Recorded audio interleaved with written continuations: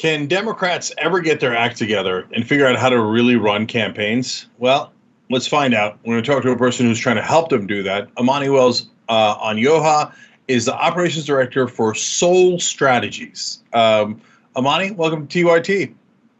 Thank y'all so much for having me. I'm really, really excited to be here. All right, that's wonderful. So first, before we get to what you guys do, because a lot of people I don't think know how politicians run campaigns, period, let alone Democrats, let alone progressives. So how does a normal campaign work? People always hear about campaign consultants. Who are they and what do they do? So that's a great question. So firstly, we do not like to refer to ourselves as consultants because when you're working in campaigning, you will have a lot of people who come aboard to campaigns. They find out somebody is running. They slide in their DMs or send them an email. It's like, hey, I worked on Reagan's race in 1974. I know a lot about campaigning. Will you let me work on your race? And a lot of times those people will come in and just start telling them to do a bunch of random things. They'll ask for some big fat check and then do none of those things. And then they end up kind of butt hurt and there's really nothing they can do. Like they really need the help. So that's kind of the structure of it. But a lot of the times there's more important things that you need to be doing, like your ground game needs to be in place and you need to be doing fundraising. You need to be calling voters and donors in your district and familiarizing yourselves with them and letting them get to know you and know who you are. You need to be doing social media. You need to be sending out emails. And the most important thing is you need to be active in your community. People need to already know you. You need to have a reputation there. And if you don't, you need to get on that ASAP before the election comes. So, Amani, help us understand the difference between you guys and traditional Democratic consultants. So give me a sense of what they do and what you guys do. Yes. So what we do is the actual hands-on campaign labor. So we give strategic advice along the way, but that's not the selling point. The main thing that we're doing is executing this work that needs to be done on these campaigns. So instead of coming in and being like, oh, you should knock doors in your district, or, oh, you should post this messaging online, or you should carry yourselves this way or that way. We're the ones that are literally on the ground in the district knocking those doors. We're the ones creating the social media posts and posting them and writing the emails and cleaning up their list and growing their audiences. We're the ones on the phone with the campaign and with the candidate doing call time with them via Zoom for hours a day. So I think that's the primary difference is we're the ones actually executing it like a surrogate staffer would, per se. Interesting. And these days, the folks helping on campaigns are starting to split into groups, the more establishment Democrat groups and the more progressive groups. So where do you all fit in? Definitely with the more progressive groups. We don't work on Republican campaigns at all. And whenever we're in races, we try to find the most progressive candidate in the race. A lot of the people that we worked with in the past are first-time campaigners. Like they've never ran a race. They come from low-income jobs, or this is their first time kind of getting their foot in the door. So we kind of want to come in and guide them and give them that help in a way that they can afford, in a way that they won't get from the establishment. So, Amani, let's talk about what people do wrong and right on campaigns. And there's different kinds of people. So first, let me ask, what's the most common mistake that rookie campaigners make, regardless of their politics? Yes. I would say hiring a consultant without understanding what it is that they are going to tangibly do for your campaign. A lot of the money that people get while they're running could be better used for a field, in our opinion. We ultimately want people to raise enough money to be able to go door to door and talk to people.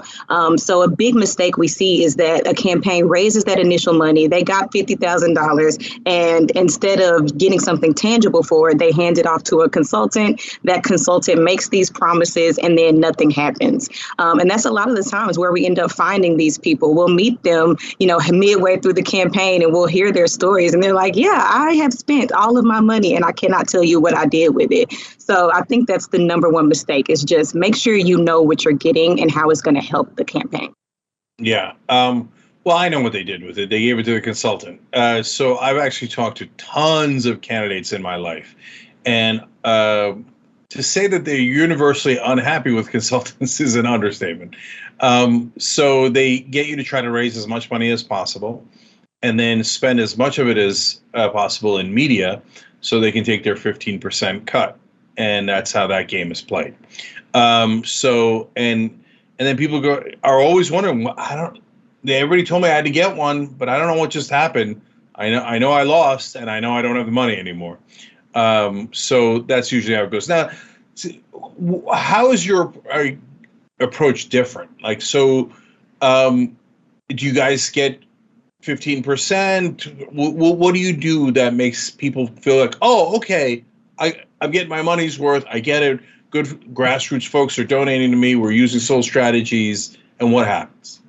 Yeah, that's a great question. So what we do is we're very transparent with what it is you receive. For instance, our stuff is like on almost a subscription base. So it's month to month. We don't lock anybody in. You don't have to keep us for the duration of the entire campaign. And you don't have to do all campaign activities with us.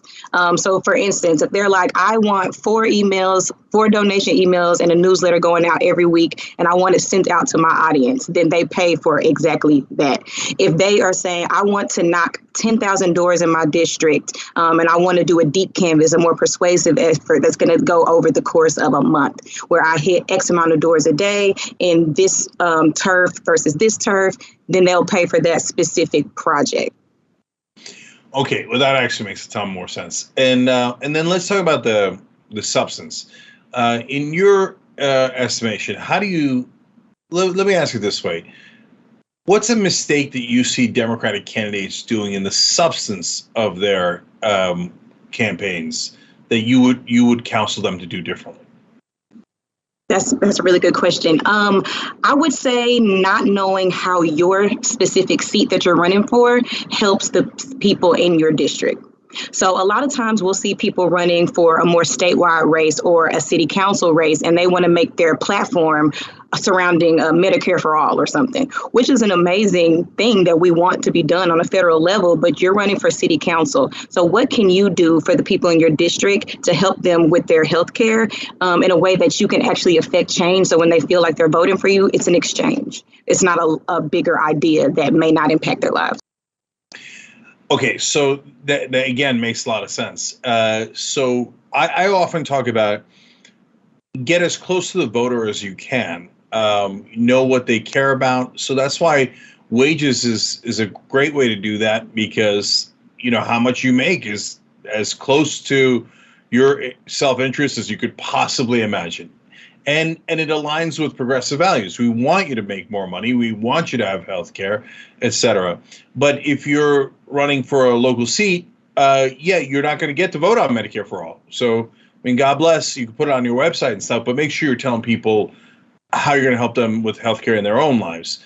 That makes a ton of sense. So in terms of, now let's go super broad. In terms of, let's say, the 22 campaign, how do you think Democrats are doing overall on a big picture level in running their campaigns now?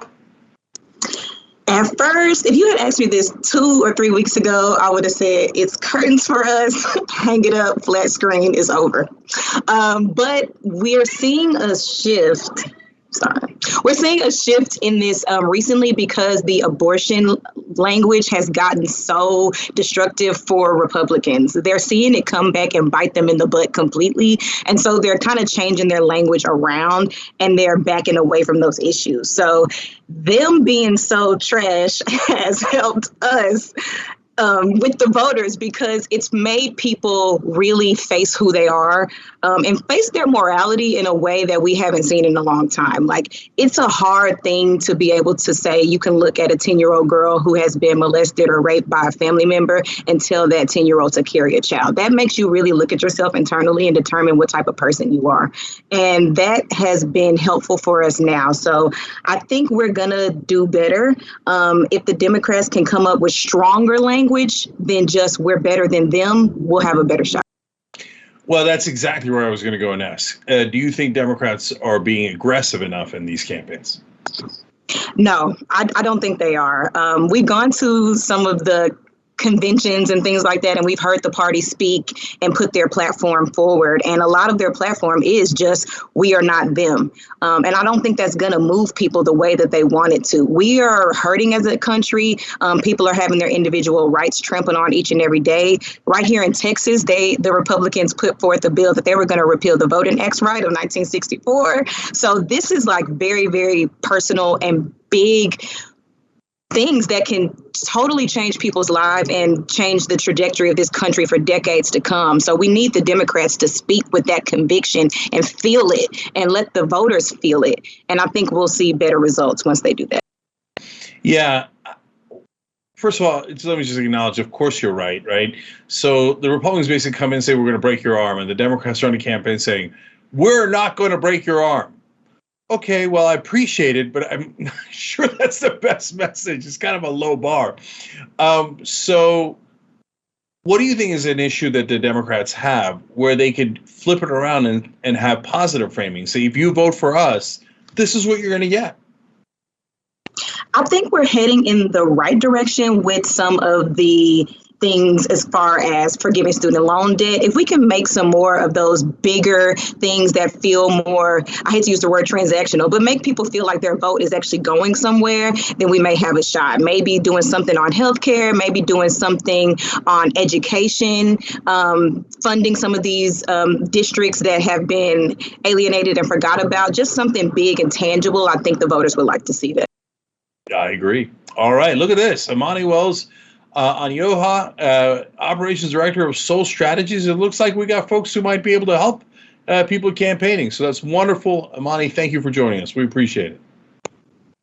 Thank you so much for having me. I'm really happy to be here.